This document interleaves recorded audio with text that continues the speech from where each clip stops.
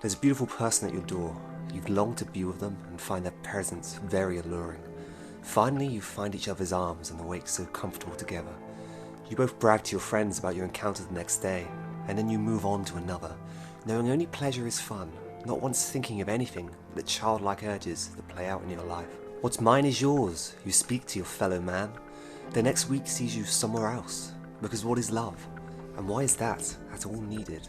Your relative is dying in hospital when suddenly a group of children come in and can't for 1 second understand why you're upset.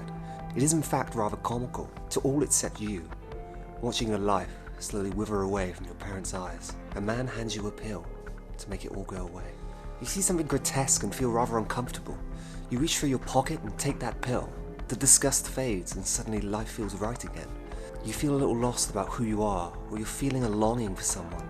You take another pill. Life is right again. The troubles of the world are contently swept under a large mat. You may be wondering what all of that means. Well, welcome back to Damn White Books, and in today's video I'll be reviewing Aldous Huxley's classic, A Brave New World.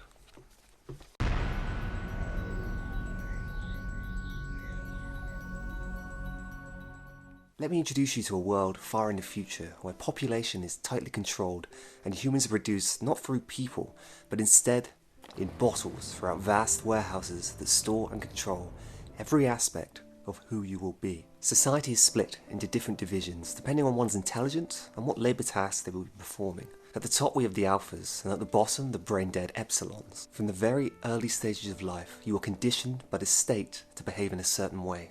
Each night as you sleep, thousands of repeated statements play through speakers. You will be exactly as the state wants you to be. We meet Bernard Marx, a man who sits among the alphas in this society, but despite his accolades, he does not fit in with them. This is a world where everything is shared and available to all whom reside at the top. If you are an alpha, you are free to have sex and live out childish desires with near anyone. There is no stigma against the amount of people you have been with. In fact, it's celebrated and perfectly normal for an alpha man or woman to have slept with hundreds of people. Bernard meets in this world Lania, a woman conforming to everything around her. But Bernard sees things differently. He sees the men treating her like a piece of meat to be handed round, the woman bragging about the men they've been with. He resents it all. Brave New World was written in 1932, before even the Second World War. But in reading it, you'd think it had only been written not 10 years ago. The sentences and descriptive details are in a word quite beautiful. The way in which Huxley describes this world of controlled peace and hubris is a credit to his talent as an author. Unlike other dystopian books, Huxley creates a world in which some people may indeed choose to live in, to have every pleasure met, but at the cost of something held so close and dear. The very idea of what it is to be human, the very idea of who you are. There is no pain in this world, there is no suffering. Diseases have been eradicated and there are no threats of lingering war. You are conditioned from birth to behave in a certain way, and if life gets tough, you will take a drug called soma, and rest assured, the whole city is on it. There is no sadness, there is little of anything resembling new thinking. There are no deep questions, there are limited human emotions, and death is not something which is feared.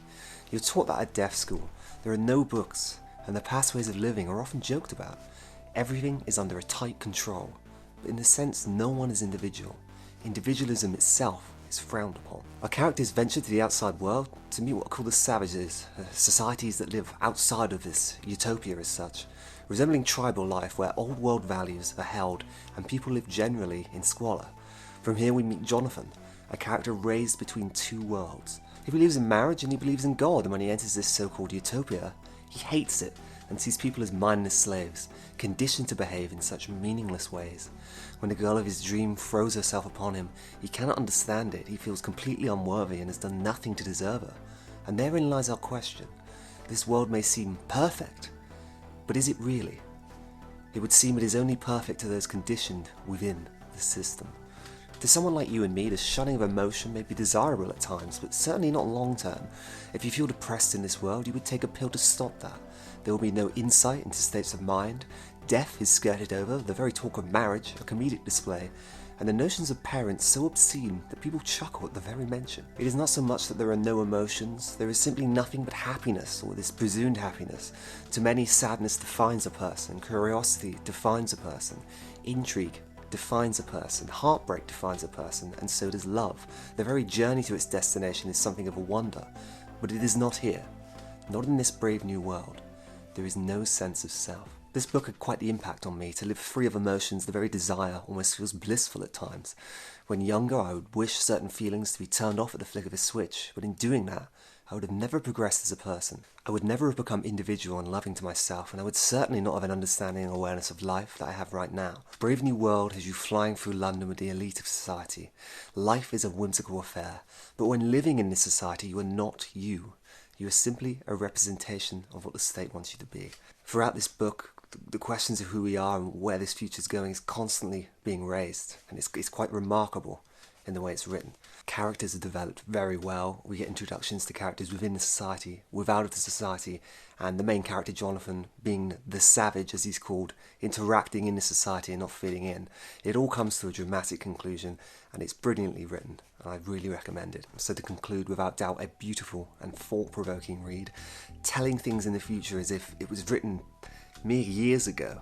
The very world it describes, the imagination, the things happening around, they feel so modern in a crazy sense. You feel like the author's almost come back in a time machine and wrote about this. I can only offer a 10 out of 10. I very much recommend you read it. It is very good. If you're into dystopian books, definitely check this out.